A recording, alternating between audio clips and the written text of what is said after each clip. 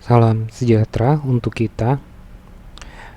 Syarat untuk materi ini adalah notebook kalian sudah harus ada software atau IDE NetBeans. IDE adalah Integrated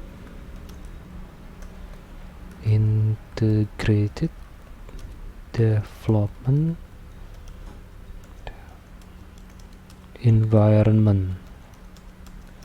Nah, IDE-nya sudah harus diinstal dengan NetBeans. Jadi untuk programming Java, untuk selanjutnya kita akan menggunakan software NetBeans. Nah, pastikan sudah ada dan sudah diinstal dengan baik. Versi yang saya gunakan adalah versi portable. Kalau sudah, saya mulai saja dengan membuka NetBeans Portable. Saya gunakan JDK default. JDK defaultnya dari komputer saya. Kita tunggu versinya versi 8.0, Portable 8.0.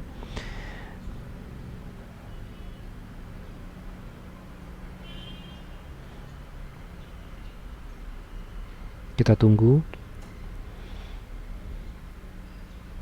Oke, kalau sudah, kita tambahkan project baru, file new project.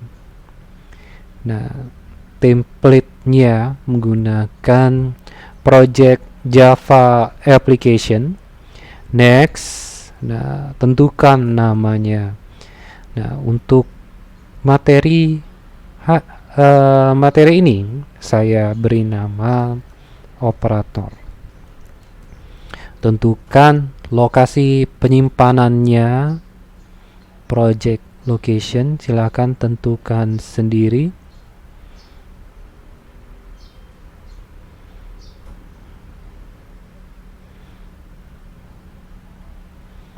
Oke, udah. Nah, saya ingatkan kembali, jangan lupa opsi create main class itu harus dalam keadaan dicentang atau dipilih. Ini nantinya digunakan untuk apa? Digunakan untuk membuat metode main secara otomatis. Jadi kita tidak perlu lagi menuliskan metode main, jadi secara otomatis akan dibentuk oleh NetBeans.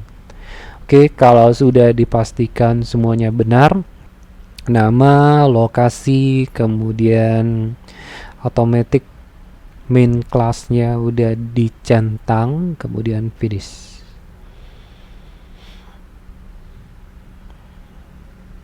Oke, nah ini udah dibuat secara otomatis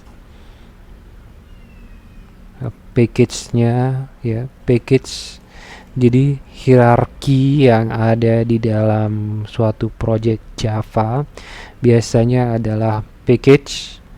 Nah, di dalam package itu biasanya bisa terdiri dari banyak kelas, dan di dalam kelas sendiri bisa terdiri dari banyak metode. Nah, di sini disediakan satu metode utama, namanya adalah metode main. Nah, saya mulai dengan operator di dalam bahasa Java. Ada banyak sekali operator dalam bahasa Java. Ada operator penugasan, kemudian ada operator aritmatika, kemudian ada operator pembanding, comparison, operator logika, dan sebagainya. Nah, akan saya perkenalkan satu persatu beberapa operator yang sering digunakan di dalam bahasa Java. Operator yang Pertama, operator penugasan ada banyak. Salah satu contohnya pada saat saya mendeklarasikan variabel baru. Misal sebagai contoh, saya mendeklarasikan variabel A yang digunakan untuk menampung data angka bilangan bulat atau int atau integer. Nah, saya gunakan operator penugasan sama dengan 15. Nah, artinya apa? Artinya saya menginisialisasi variabel A dengan nilai 15. Yang lain misalnya variabel B sama dengan 6. Oke, ini operator. Kemudian operator aritmatika. Aritmatika ini erat kaitannya dengan perhitungan matematika. Ya, ada banyak, ada tambah, kurang, kali, dan sebagainya. Nah, ini contohnya. A plus B. Nah, ini beberapa contoh operator yang digunakan. Nah, tinggal saya tampilkan ke layar. Pertama, kalimat. Jadi yang ada di dalam petik 2 adalah kalimat A plus B sama dengan nilainya plus digunakan untuk menyambung string plus nilai dari variabel tambah. Saya ingatkan kembali, baris-baris kode program di dalam metode main itu biasanya diakhiri dengan tanda titik koma. Nah, ada beberapa yang lain, misalnya saya di sini ada beberapa yang tidak, beberapa yang tidak perlu tambahan variabel A plus B seperti ini. Ya, boleh. Ini gaya programmer masing-masing.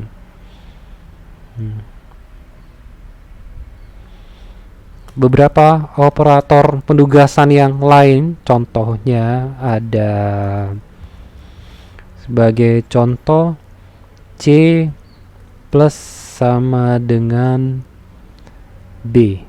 Nah, nilai C misalnya saya isi dengan 2. Nah, ini C plus sama dengan 2 ini identik kalau kita menggunakan operator penugasan C sama dengan C plus 2. Sama persis, tidak ada bedanya. Nah, ini artinya apa? C plus sama dengan B artinya identik sama dengan C sama dengan C plus B. Ya, ini identik seperti ini. Ini artinya apa? Nilai C nilai dari variabel C kita isi nilainya dari variabel C ditambah dengan variabel B. Jadi nilai dari variabelnya berubah. Yang tadinya 2 nantinya akan berubah menjadi 8. Boleh ditampilkan ke layar. C kalimat C plus sama dengan 2 sama dengan C. Nah, ini opsional bagi beberapa programmer Java biasa menggunakan gaya penulisan kode program seperti ini. C plus sama dengan B Nah, ada beberapa programmer Java yang sudah biasa menggunakan notasi aritmatika seperti ini, C sama dengan C plus B. Tidak ada masalah, dua-duanya bisa dipakai dengan baik, hanya masalah kebiasaan penggunaan.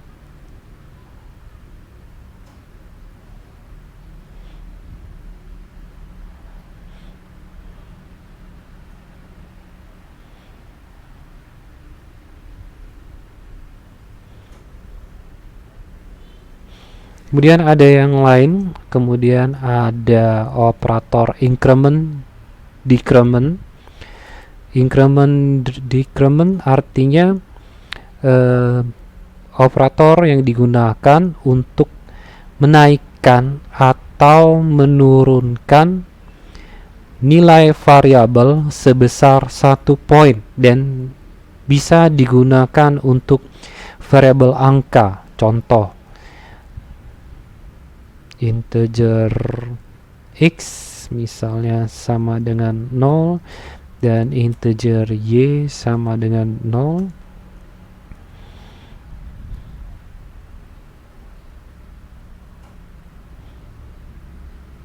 Kita lihat, saya tampilkan dulu nilainya ke layar.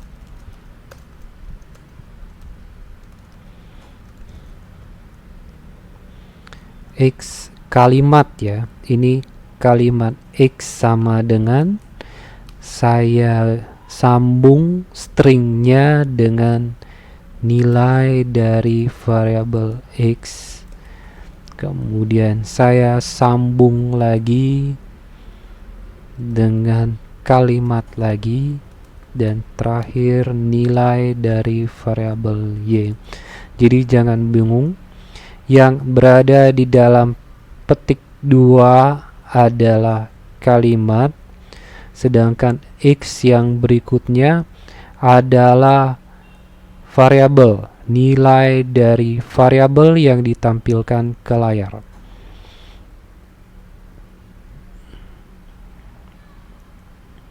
Saya naikkan sebesar 1 poin seperti ini.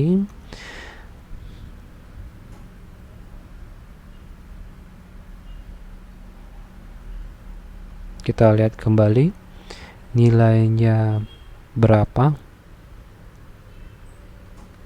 Nah, ini yang dinamakan operator increment. Jadi dinaikkan sebesar 1 poin.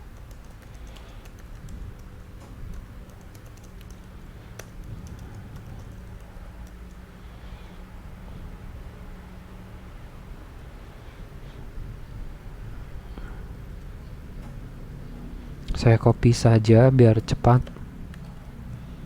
Kita lihat. Nah, kemudian bisa juga plus plus x. Nah, sama. Plus plus adalah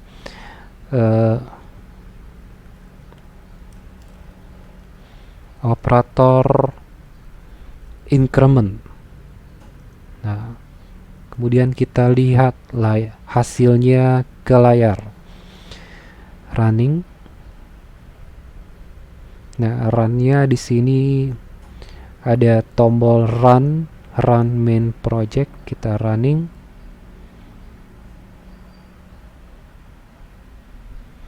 Oh sorry, saya ubah dulu.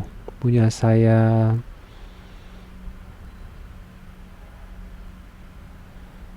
jadikan main project. Oke, ini main project, terlihat main projectnya. Kemudian saya running kembali. Nah, ini terlihat ya, ini terlihat.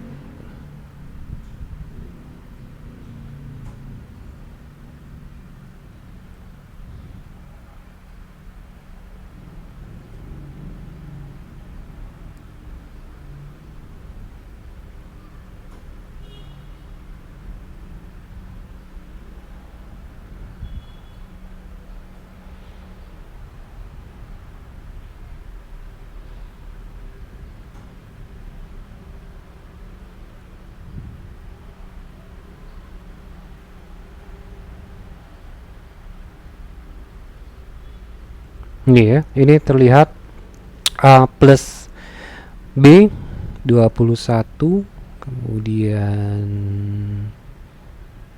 ini juga udah terlihat A plus B,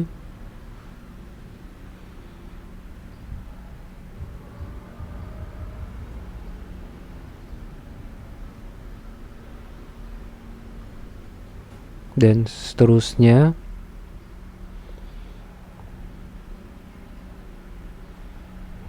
Ini semua terlihat operator increment menaikkan sebesar 1 poin, dan kebalikannya selain operator increment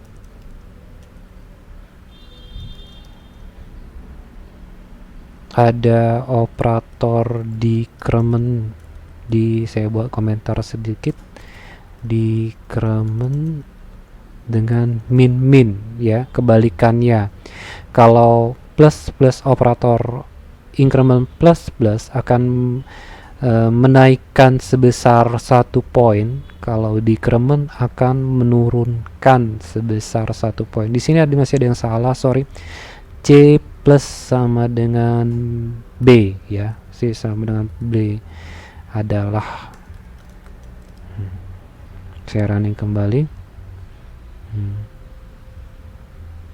Nah, ini adalah contoh beberapa operator yang sering digunakan dalam bahasa Java. Nah, ini C sama dengan C plus B. C-nya adalah 2. Nah, ini kita lihat ya. Dibaca ruas kanan dari notasi perhitungan aritmatika, C plus B, C-nya 2 dan B-nya 6, dan hasilnya 8 akan disimpan kembali ke nilai C, sehingga C-nya nilainya adalah 8. Nah, yang perlu saya ingatkan adalah variabel nilainya bisa berubah-ubah sepanjang eksekusi kode program. Nih, sebagai ini contohnya. Awalnya 2, kemudian berubah menjadi 8, dan seterusnya tergantung kebutuhan selama eksekusi kode program.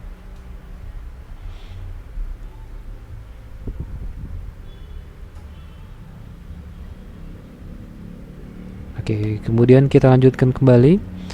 Nah, ada misal sebagai contoh X-nya saya kosongkan kembali. Nah, saya gabung antara operator penugasan dan operator increment, Y sama dengan X plus plus. Nah, kita lihat nilainya berapa, nilai dari Y,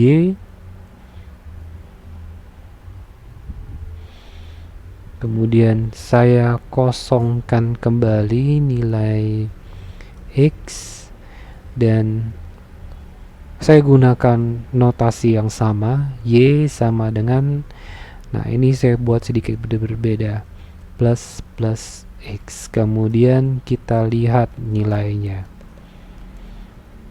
kembali, running, kita running aplikasi.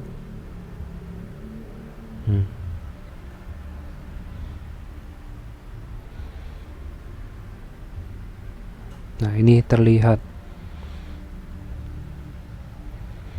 lihat hasil outputnya.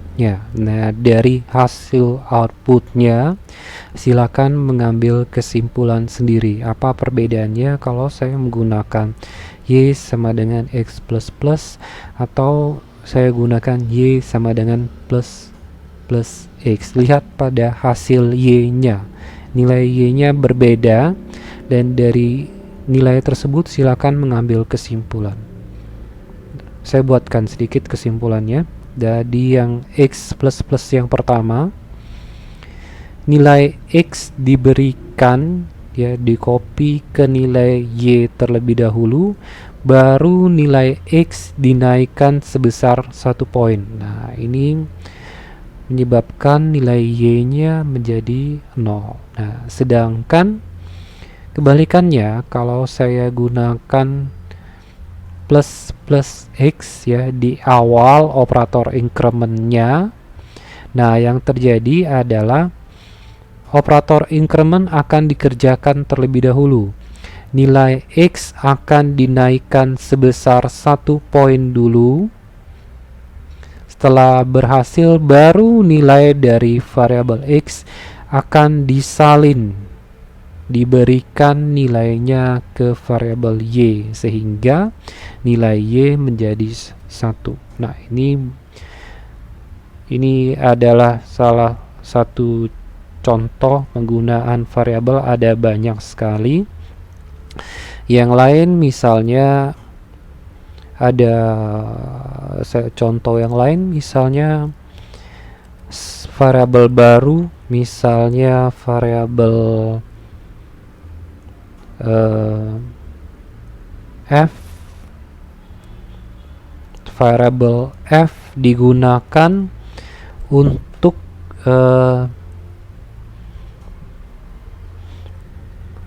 menampung data double. Kemudian misal sebagai contoh, saya punya variabel F, kemudian saya lakukan operator penugasan F plus sama dengan 3.0 ya, atau 3.2. Kita lihat hasilnya.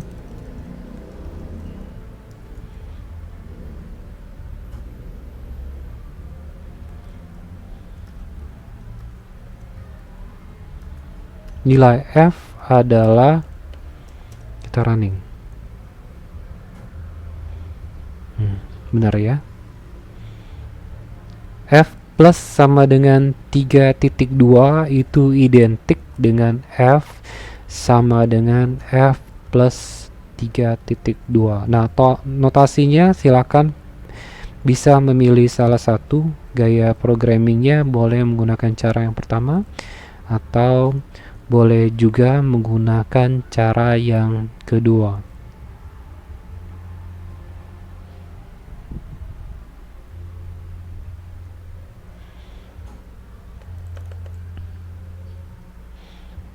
Baik, ada banyak sekali lagi operator yang ada di dalam bahasa Java selain operator aritmatika tambah, kali, kurang, dan bagi. Ada juga operator sisa bagi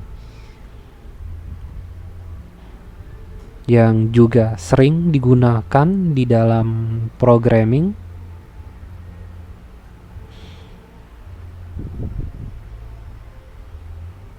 Misalnya, saya beri contoh operator sisa bagi.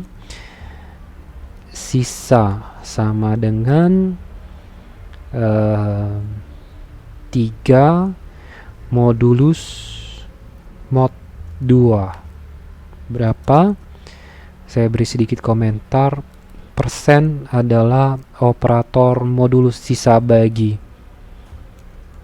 Operator sisa bagi. Modulus itu di dalam bahasa Java disimbolkan dengan persen. Kita lihat system.out.println 3 modulus 2, hasilnya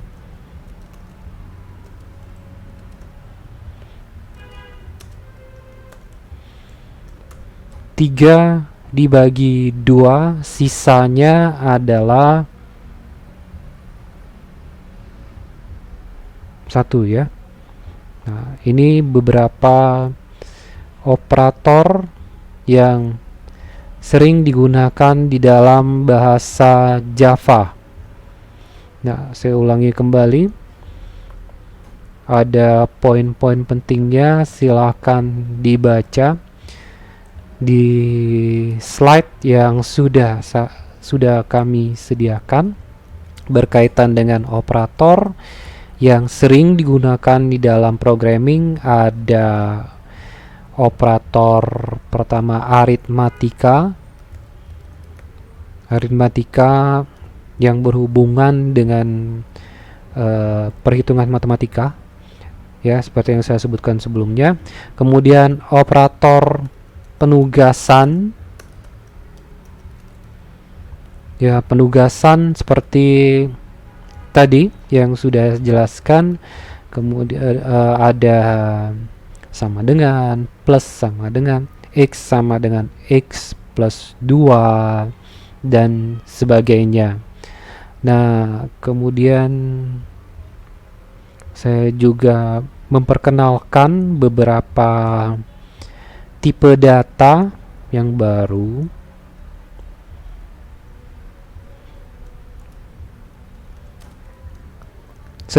Ada satu yang perlu diingat, bahwa setiap variabel harus punya tipe data. Nah, itu adalah suatu kewajiban di dalam bahasa Java. Tipe data yang saya perkenalkan sampai dengan sekarang ada tipe data string untuk menampung kalimat, char untuk karakter satu huruf, kemudian ada integer untuk bilangan bulat, kemudian ada double untuk